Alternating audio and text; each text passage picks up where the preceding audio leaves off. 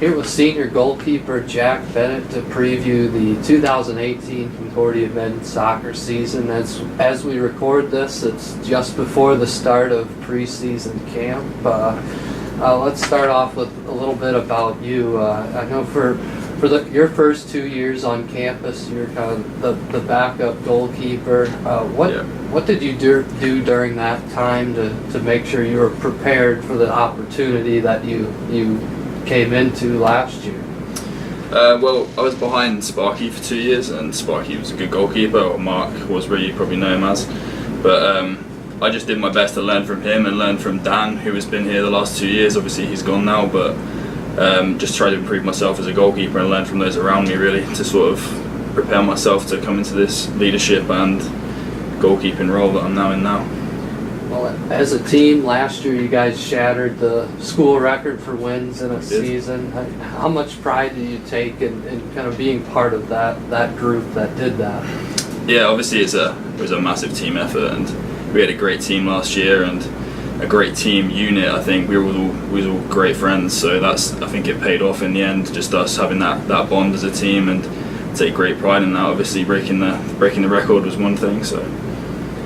Yeah, and at the same time, I know you guys came up a little bit short of a conference championship in the regular season and in the tournament. Unfortunately, yeah.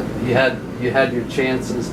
How does that maybe keep you guys motivated as you look forward to a new season? I mean, yeah, we are hungry. So obviously we've fallen short the last couple of seasons, but we've made it to 3 straight conference championships now, and so hopefully we've got to make it two out of 4 this year. I mean, we won the first one my freshman year, and we've lost the last 2, unfortunately. But it shows that we're up there with the top teams. So yeah, we're just hungry to get that second GPAC title under our belt.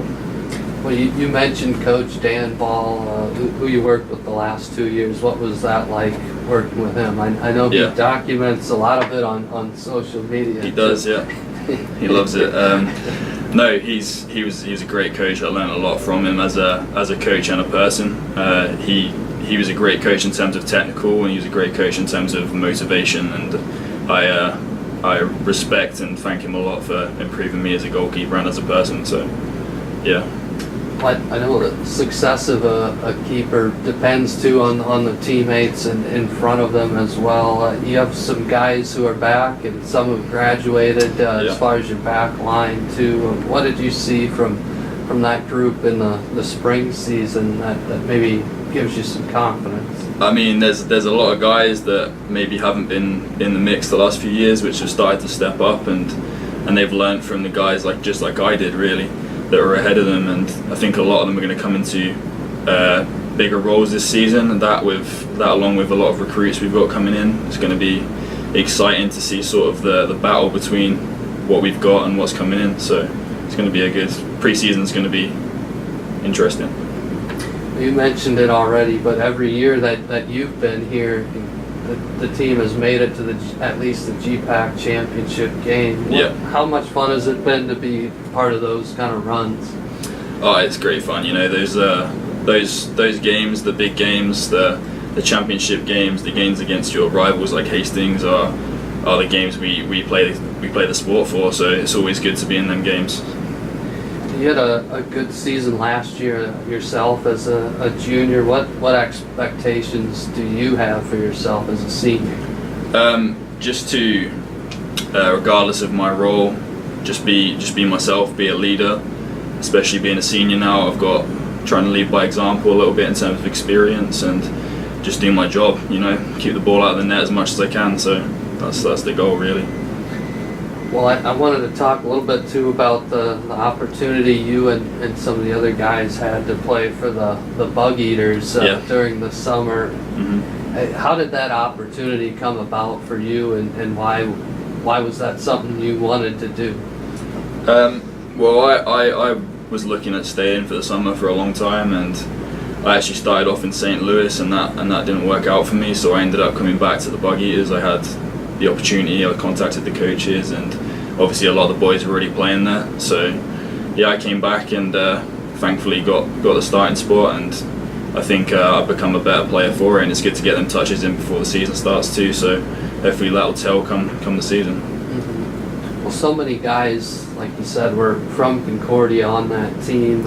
Yeah. How cool was that just to be able to play some more with them? Some of those guys obviously aren't back at Concordia. Yeah, of course. It was really an extended goodbye kind of thing, but no, it was great to keep playing with them, and obviously a couple of them are on the coaching staff this year, so they'll be still about.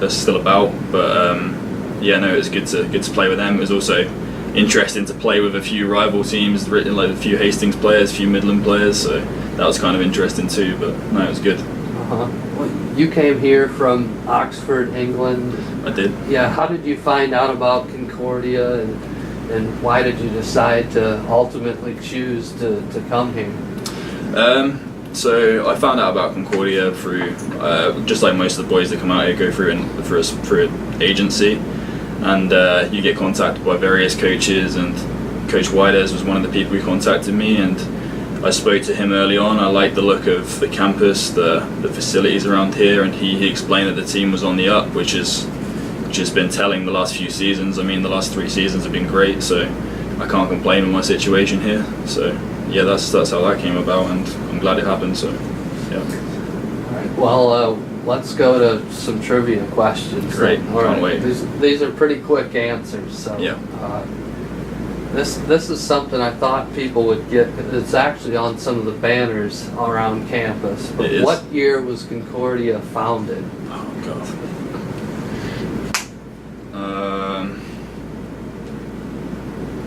I'm gonna say like 1898, something like that. Is that right? 94. You were really 1894. It's a good guess. You were It's really an close. educated guess. Yes. I knew it was around there, but Now, President Brian Friedrich, he got his degree from one of the Concordias. he did. Yeah, do you know which one it was? I didn't even know he got a degree from Concordia. It wasn't this one. It wasn't this one. I'll give you that clue. Let's see. Where are the Concordias?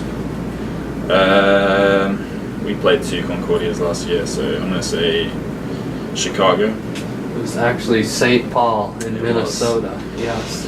I'm sorry. Now you know. I did. What is the name of Concordia's Bulldog mascot? Oh, I don't know. I don't know. You know, you've seen them around at different games. But I can tell you.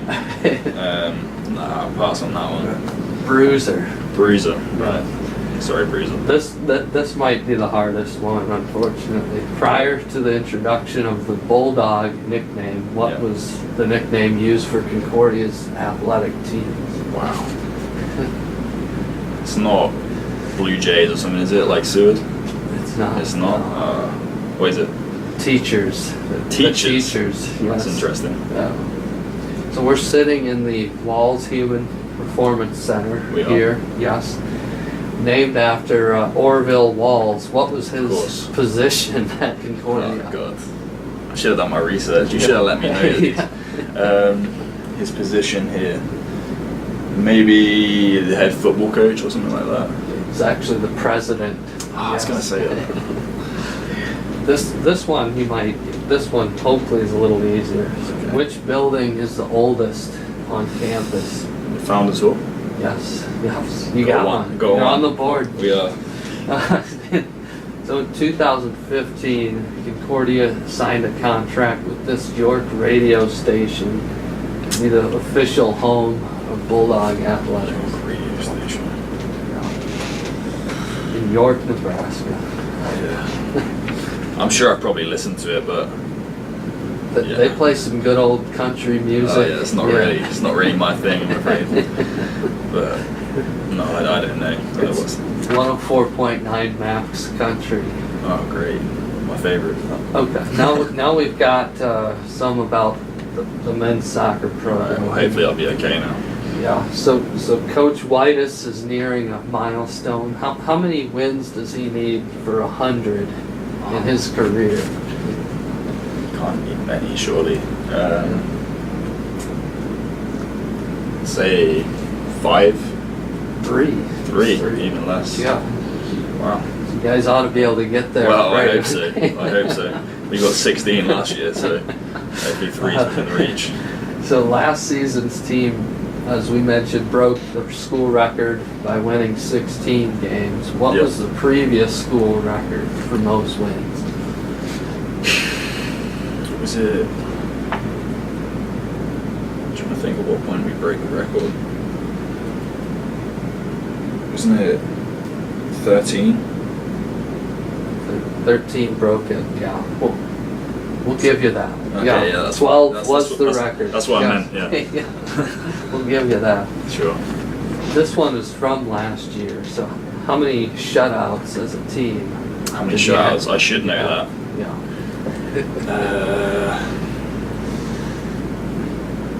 Is it 7? It's actually 9. Is it 9? 9. Sold myself short. And that's all 10. That is. So, I only got 2 or 3 today. you got 2. Right. Sorry guys. Let the team down.